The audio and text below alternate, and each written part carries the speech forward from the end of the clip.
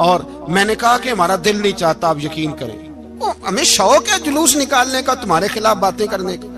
तुमने रोज थर्मामीटर निकाला होता है, चेक करते हो कि ईमान कितना है कितना नहीं है। ये पाकिस्तान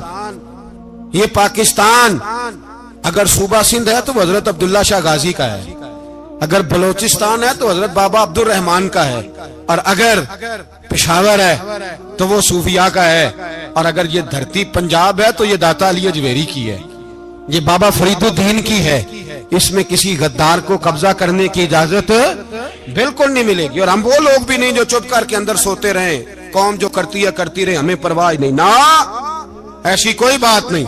कोई बंदा ना समझे कि इन्हें होश नहीं, इन्हें पता नहीं, हमें सारा कुछ ही आता है। फिर अगर कल को कोई मुमताज कादरी पैदा हो गया तो शिकवा ना करना, कल को कोई फिर से आमर चीमा निकल आया तो शिकायत ना करना, याद रखना।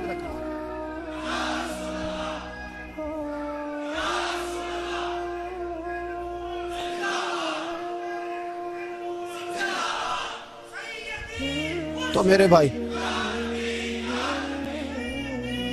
खोल के बोलो या नबी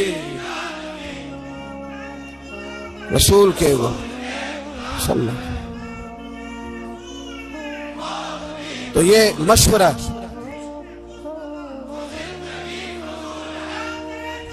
जज़ाक, तो ये तुम्हें मशवरा है।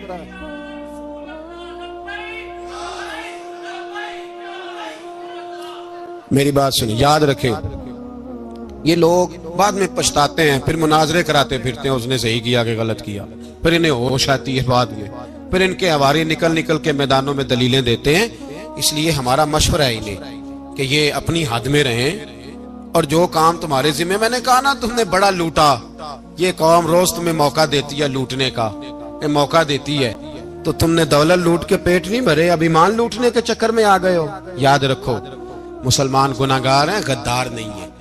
तुम्हें दौलत लूटने का तो शायद मौका मिल गया है, पर ईमान लूटने का मौका नहीं मिलेगा। तो इसलिए इसको लगाम दो। और वैसे भी कुत्ता जो पालतू होता है ना, उसको घर के अंदर संगली से बांध के रखना चाहिए। ये तुम्हारे बूट बूट चाटते हैं, भौंकते हैं, तुम्हारे हक में वजारतें लेते हैं। हमने तो कोई वजारत नहीं ली तुमसे, और ना हमें शौक है इसलिए कि मिंबरी क्या करनी है जिसको मिंबरे रसूल अता कर दिया जाए। उसने क्या करनी है ये मिंबरियां, इसको पक्का पक्का मिंबरे रसूल दे दिया जाए।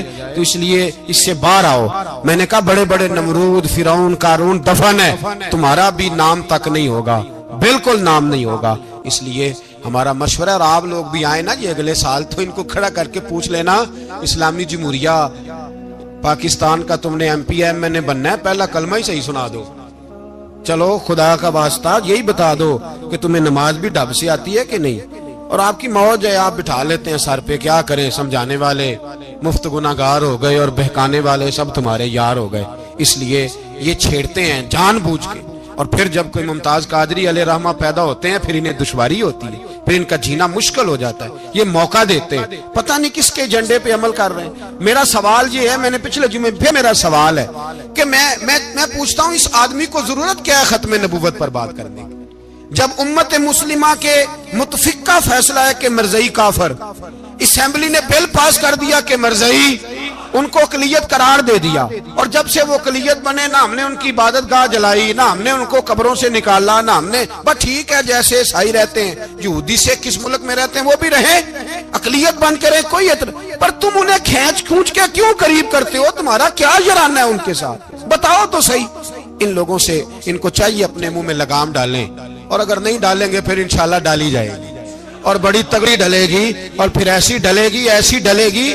सलमान तासीर जब मरा था ना, तो 5-5 लाख रुपया मौलवियों को ऑफर की, जनाजा पढ़ाओ। 5-5 लाख रुपया छोटे छोटे मौलवियों को। और दाता साहब की मस्जिद के खतीब भी सुबाई जो थे, वो खतीब थे, मुलाजिम थे, उन्होंने कहा कि ईमान नहीं बेचना, निकालना नौकरी से तो निकाल दो। और बादशाही मस्जिद का मौलवी जिसका पता ही नहीं चलता, कभी किधर चला जाता है कभी किधर, यहाँ तो वो भी खड़ा हो गया, उसने कहा ना ईमान नहीं बेचना। गवर्नर हाउस की मस्जिद का इमाम कहने लगा कि बख्शा जाना ना जाना ये तो रहमत इलाही का मामला है, पर इतना गंदा जनाजा नहीं पढ़ना, इतना गंदा जनाजा नहीं हम पढ़ेंगे। मरने के बाद तुम्हारे जनाजे नहीं पढ़े जाते, तुम्हारी कब्रें खराब होती हैं। किधर है तुम्हारी दौलतें? और वो मौलवी आज तक पता ही नहीं किधर गया जिसने उस गलीज का गंदा जनाजा पढ़ाया। तो भाई अपनी कब्र अशर को, जब जहां तुम्हारे जनाजे नहीं पढ़े जा रहे तो वहां तुम्हारा क्या हाल होगा।